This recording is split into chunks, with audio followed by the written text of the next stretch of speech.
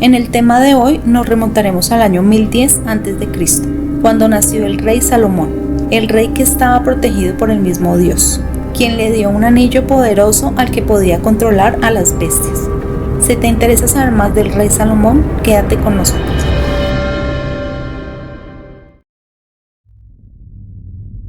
Según la tradición bíblica, y algunos dirán que es un mito, el rey Salomón fue el tercero y el último rey del antiguo Reino Unido de Israel. Otras religiones, como el Islam y el Ratafarianismo, también adoptan la noción de Salomón como un rey sagaz y un poderoso profeta de Israel. Era famosamente conocido por su sabiduría, sus prolíficos escritos y sus logros arquitectónicos. Nació alrededor de 1010 a.C. Salomón fue el 10º hijo del rey David, el segundo rey del antiguo Israel unido, y el segundo hijo de Betsabé. Como el rey Saúl y el rey David, el rey Salomón reinó durante 40 años, en uno de los periodos más alicados y prósperos de la historia de Israel, llamado por muchos la Edad de Oro de Israel.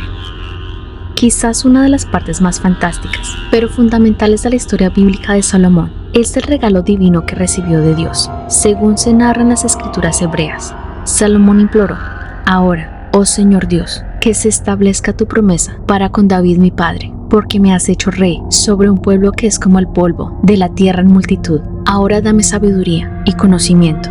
Según las escrituras hebreas, esto impresionó a Dios, por lo que Salomón recibió no solo el conocimiento y sabiduría, sino también riqueza, poder y honor, como ninguno de los reyes que fueron antes de él. El Corán también indica que Salomón recibió un don divino de sabiduría, junto con otros dones especiales. En las escrituras hebreas se le atribuye al rey Salomón el patrocinio, la planificación, la financiación y la ejecución de la construcción del templo para albergar el Arca de la Alianza, según los deseos de su padre, el rey David y Dios. La construcción del templo se narra en 1 Reyes y 2 Crónicas, con el inicio de la construcción en el 4º año del reinado de Salomón, y la construcción se completó 6 años después con una decisión ostentosa.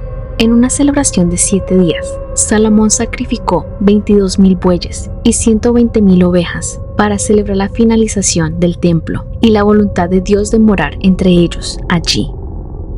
Como constructor, el rey Salomón también participó en otros proyectos de construcción, como el Palacio Personal, el Palacio del Bosque del Líbano y el Salón de los Pilates. Sin embargo, Salomón no restringió sus proyectos solo a Jerusalén. También construyó varias ciudades, encargó flotas de barcos y construyó numerosos puertos para acomodar la munificencia de las rutas comerciales, y construyó establos para albergar a sus miles de caballos y carros. Incluso es posible que él hubiese ayudado a elegir o a financiar a través del saqueo del templo por parte de los asirios o babilonios los famosos jardines colgantes, una de las leyendas de las 7 maravillas del mundo. El rey Salomón también se le atribuye la construcción de varios libros y obras literarias en las escrituras hebreas, incluido el libro de los Proverbios, el Cantar de los Cantares y el Eclesiastes, así como también se le atribuye haber escrito tradicionalmente algunas obras exbíblicas, que incluyen canciones musicales, poesías, historias y obras científicas en botánica y zoología. Aunque la teología es un componente de los escritos de Salomón, el género de la sabiduría, también visto en la literatura egipcia y acádica, se enfoca más en las áreas fuera de la teología, brindando consejos sobre el mundo creado, relaciones, asuntos prácticos y una variedad de temas o desafíos personales. Por lo tanto, Proverbios trata sobre el arte de vivir, sobre cómo tomar decisiones inteligentes para el bienestar futuro de uno. El Cantar de los Cantares, o el Cantar de Salomón, es un poema romántico que representa la unión definitiva entre la novia y el novio, centrándose en temas de amor, sabiduría, belleza, poder, deseo, sexo, lealtad, etc. El libro del Eclesiastes es un testamento real que incluye reflexiones personales, meditaciones e instrucciones sobre el significado de los propósitos de la vida, aludiendo a varios aspectos que habrían sido revelados para las propias experiencias personales de Salomón: sabiduría, riqueza, siervos, hedonismo, productividad y humilde autorrealización. Aunque Salomón fue el sabio original de muchos de los proverbios, también buscó en su reino e imperio otros escritos e ideas de hombres eruditos y los incluyó en sus compilaciones. Fuera de las escrituras hebreas, también existen escritos que se le atribuyen al rey Salomón, La obra Pseudoepigrafía, el Testamento de Salomón, es el libro del siglo III a.C. que sincretiza la magia, la astrología y la demonología para discutir la construcción del templo, entre otros subtemas. En el apócrifo, la sabiduría de Salomón se representa una colección deuterocanónica de hechos sabios atribuidos al rey Salomón, aunque el fragmento muratoriano sugiere que fue escrito por los amigos de Salomón en su honor.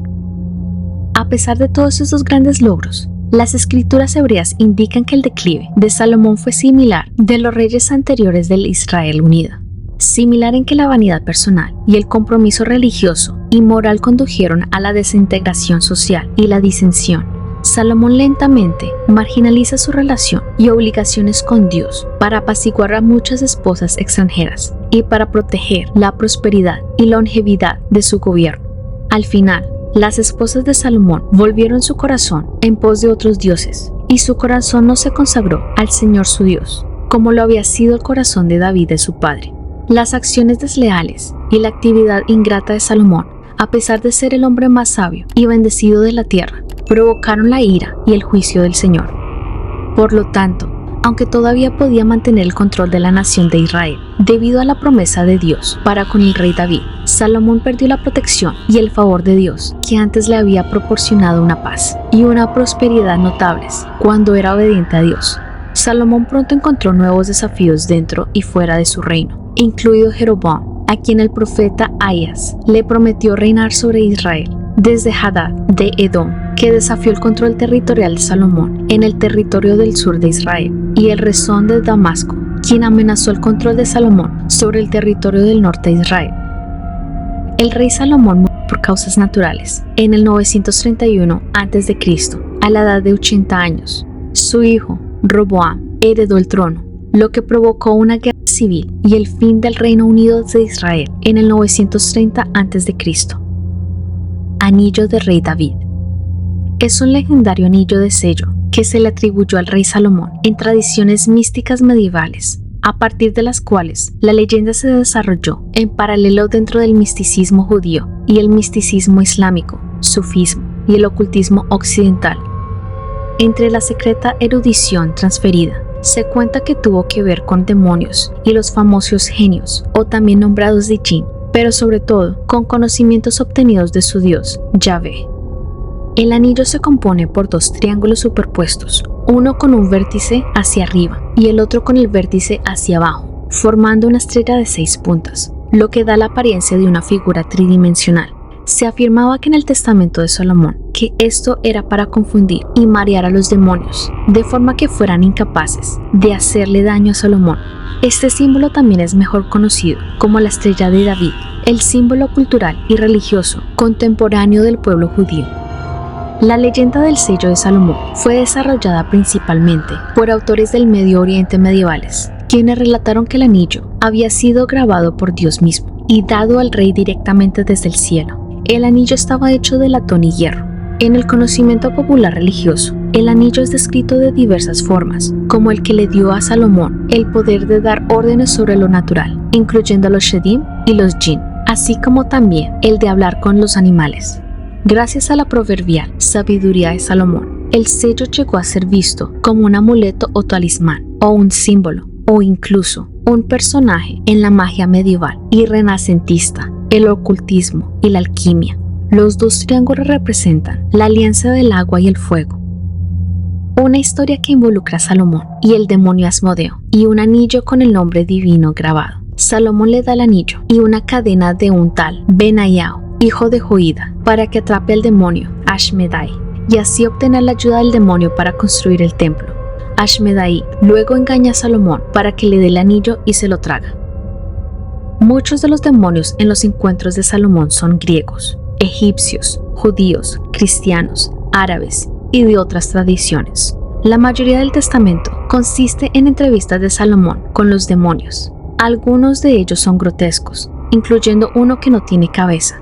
Entre ellos se encuentran 2 demonios asociados fuertemente con la sexualidad: Asmodeo, el libro de Tobit, y una demonia llamada Abisu, que es la idéntica a Lilith en todo menos en el nombre, incluido el estrangulamiento de los niños recién nacidos. La mayoría de los otros demonios son desconocidos. Se dice que el demonio, Abed-Sitibu, endureció el corazón del faraón en lugar de Yahvé.